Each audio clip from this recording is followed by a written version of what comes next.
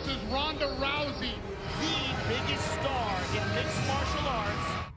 She has shown nothing but total dominance inside the octagon. Looking to knock her out. That's Correia with very impressive stand-up. But when you start saying things about my family and disrespecting the things that my family has been through, I have to make such an example out of her. This is personal. It's about proving a point and punishing someone. Okay, so we welcome in MMA analyst Chael Sonnen to talk UFC 190 Saturday night from the HSBC Arena in Rio. Obviously, bantamweight champion Ronda Rousey making her 6th title defense against Brazil. Let me make sure I get this name right. Brazilian striker. It's Bethe Correia. I think that sounds perfect. Nailed it. Yeah, hi. Nailed it. Yeah, even if it's not. But let's talk about these two. There's been a war of words going on for some time. I think, obviously, a little bit of trash talk is expected, but it got out of hand. Kind of set the okay, so let me tell you guys what happened. Bethe Correia said, and I quote, "When this fight is over, Ronda Rousey is going to want to commit suicide." Now, there is no way to make a suicide comment lighthearted or funny. There just simply isn't. Also, what she did not know is Ronda Rousey's father died of a suicide when Ronda was a little girl. This was the motivation that Ronda needed. Ronda seeks motivation. Obviously easy to find. In Bethe's defense, guys, she immediately apologized. All right, so Ronda obviously had said some words about this. She said she didn't like it. She said she was upset about it, and she was going to make her an example, correct? That's exactly right. All right, so moving forward, if we want to talk about this fight, it's obviously in Correia's hometown, in her native country, rather. So how do you set the scene? What happens? Okay, you know, not enough has been made about the fact that Ronda has taken the fight in Brazil. Home court advantage doesn't always matter in this sport of mixed martial arts. When it's in Brazil, it does. It's a very hostile territory. The crowd is very loyal to their countrymen. We don't share that in America. In America, we will cheer for whoever we want, not just because he represents our flag. In Brazil, they chant as you walk to the cage, "You will die, you will die." That's a very hostile environment by its definition. Ronda Rousey is loved over there, but I assure you, on fight night, they will back their own. A lot of people looked at this fight and they said, oh, it's Ronda Rousey. I don't care who she's fighting. She's going to win. You were a lone voice that said, now, wait a minute. It might not be that easy. Correia's 5-0. What do you like about what she brings there to the octagon? Yeah, I'll tell you what, she's 5-0 in the UFC. She's 12-0 overall. She's got a very good record. She's very mean. She's an ornery girl and a real relevance to this fight.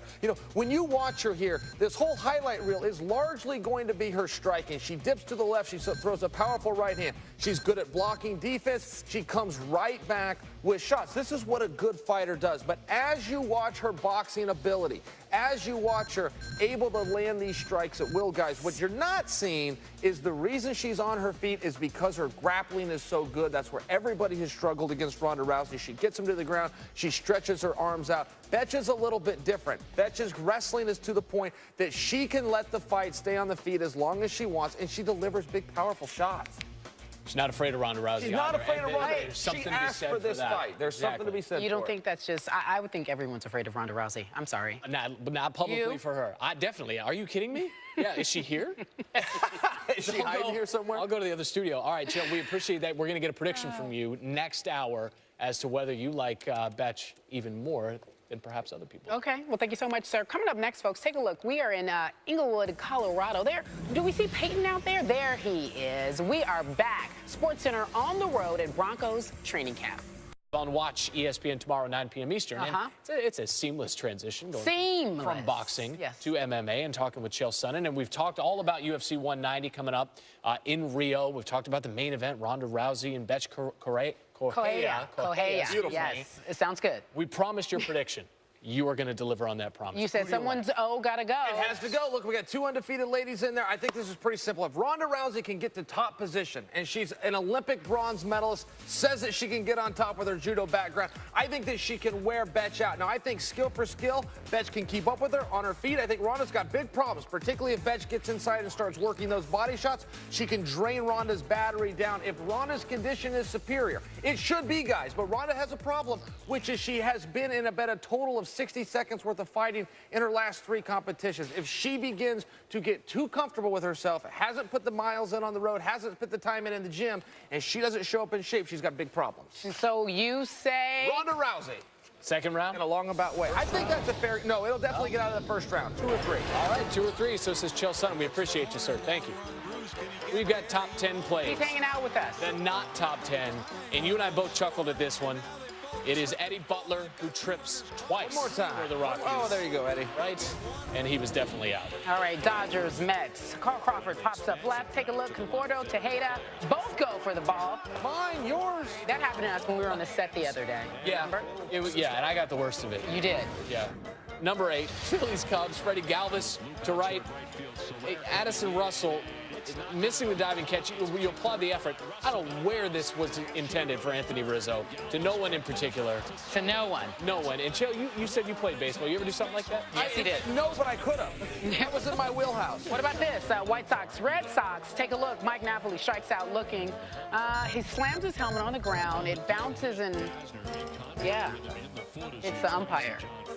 You think he did it on purpose? I don't think so. I don't know. I don't think he saw it until we played it on SportsCenter. I didn't even know what was going on. Number 6, Phillies, Blue Jays. I got it, you got it. Nobody's got it. Who's got it? Me? Cody Ashmus playing it. 3 Phillies there, right in the middle. Everything coming up Millhouse for the Blue Jays lately. Okay, so you know what? I don't think these guys are as tough as they say they are. There's a staffer posing as an Ohio State mannequin. He scares Cardale Jones and Chris Samuel. Really? They're really scared? Come on. He tumbles in the chair. It seems a little staged to me. I'm not buying it. For sure. Number 4, Braves, Phillies, Dom Brown trying to get back to second base. Tagged by Andrelton Simmons. Umpire calls him safe, but look. Simmons. I don't know what's so bad about this. He tried to get him, he missed. Brown took his hand off the bag. He's out. What are you doing? This is the best right Here here. we're coming in at number 3, Pirates, Twins. Andrew McCutchen gets a base hit to right. The ball gets by Nunez at it's not over yet. Then runs And into here it is. McCutchen, We're still not done. trying There we to go. run home. You know what? You doofuses. He scored, though. McCutchen scored due to interference, so that's a top, kind of. Giggling at this. He loves It's not. I don't know how that's not the best. Number 2, Yankees, Rangers, Prince Fielder to the right side. And it's sort of second, but look at the hit. It's Elvis Andrus. Look at that. Well, wait. What happened there, guys? Anybody You wanna said weigh it on was this? downtown business It was earlier. the downtown business district is where. Yeah, downtown it. business district. And number 1, single A baseball, Delmarva Shorebirds, Augusta Green Jackets, Elier Leyva hits the home run, but he's out because he doesn't touch home plate, and that is your happens. worst play of the week. The Not Top 10 is brought to you by Geico. 15 minutes could save you 15% or more on car insurance. For Randy Scott and Carrie Champion, that wraps this hour of SportsCenter. Another live hour SportsCenter coming up. Chael, thanks for hanging out with us What am I live. saying?